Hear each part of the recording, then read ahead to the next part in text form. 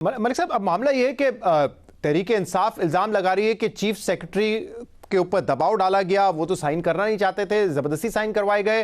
दूसरी तरफ कल साद रफीक साहब ये कह रहे हैं कि नजरिया ज़रूर जिंदा है, पिक एंड चूज़ हो रहा है। वो कह रहे हैं इदारे अपना काम कर रहे हैं, लेकिन कुछ अफराद हैं जो कि ये सब कुछ कर रहे हैं। तो मतलब क्या आप लोगों को अभी भी शक है कि सहूलतकारी हो रही है किसी किस्म की? आप तो खुद कहते हैं कि अब तो कोई ऐसा मामला नहीं है, न्यूट्रल हो चुका है इदारा, फिर किसकी तरफ इशारा है आप लोगों का? देखिए, मुझे इस बात का तो बखूबी अंदाजा है कि चीफ सेक्रेटरी ने जो हुक्मनामा नोटिफिकेशन जो उन्होंने जारी किया वो pursuant to the orders of the governor था। तो चीफ सेक्रेटरी के पास तो आइन और रूल्स ऑफ प्रोसीजर के बाद और जो रूल्स ऑफ बिजनेस है उसमें उनके पास गुंजाइश नहीं थी इस हुक्म को, इसके अलावा कोई और बात करने को तो नोटिफाई करना ही था। अब ये कि उनके ऊपर दबाव था, तो मैं ये समझता हूँ कि आईने पाकिस्तान की कमांड इटसेल्फ इतनी वाजे है कि चीफ सेक्रेटरी ने ये ऑर्डर पास करना ही था, ये नोटिफिकेशन करना था।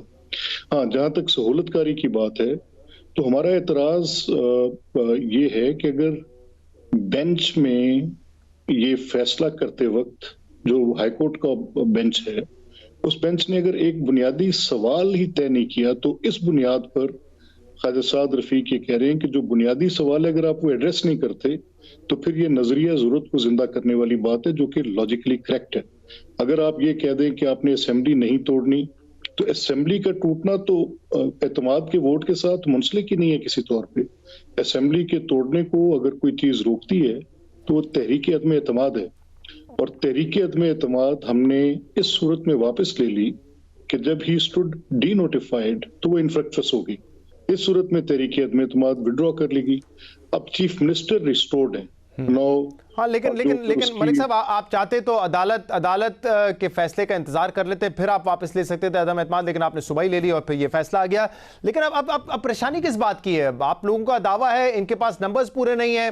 तहरीक इंसाफ कह रही है कि हम अभी भी एतमाद का वोट लेंगे, 11 जनवरी से मुमकिन है पहले ले लें, हम असेंबली तहलील कर देंगे। ये तो उनका दावा है ना। आप समझते हैं नंबर्स नहीं है तो जो कुछ हुआ है वो डिले ही हुआ है, अदम एतमाद का वोट नहीं ले सकेंगे तो फिर तो वैसे ही परवेज इलाही साहब फारिग हो जाएंगे। तो परेशानी किस बात की अब?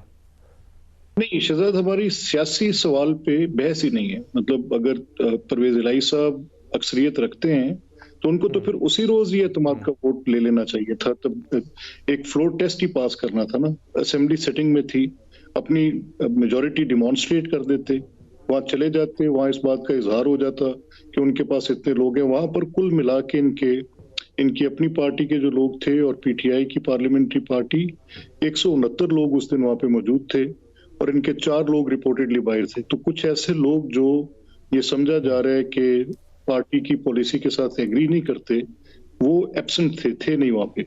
और ये लार्जली हमें पता है, ये सियासी सवाल एक तरफ है, हमें पता है कि एक बहुत बड़ी पार्टी, पार्लियामेंट्री पार्टी इनकी पीटीआई के अंदर इस बात के ऊपर बड़ा अनरेस्ट है कि ये दुरुस्त सियासी फैसला नहीं है।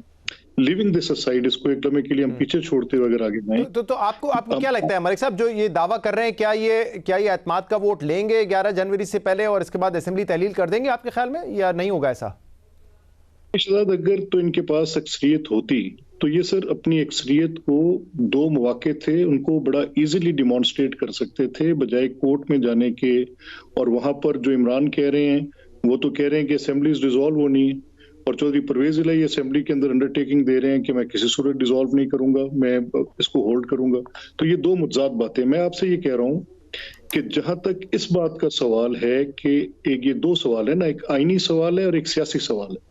हमारा एतराज वो आईनी सवाल के हवाले से है कि ऑनरेबल लाहौर हाई कोर्ट के इस बेंच ने अगर एक चीज एड्रेस नहीं की तो वो क्या नहीं की, कि अगर गवर्नर साहब ये कह रहे हैं कि आप एतमाद का वोट लें, तो उसके कॉन्सिक्वेंस में जब वो नहीं लेते तो वो डी नोटिफाई होते हैं, उसको तो वो सेट असाइड करते हैं।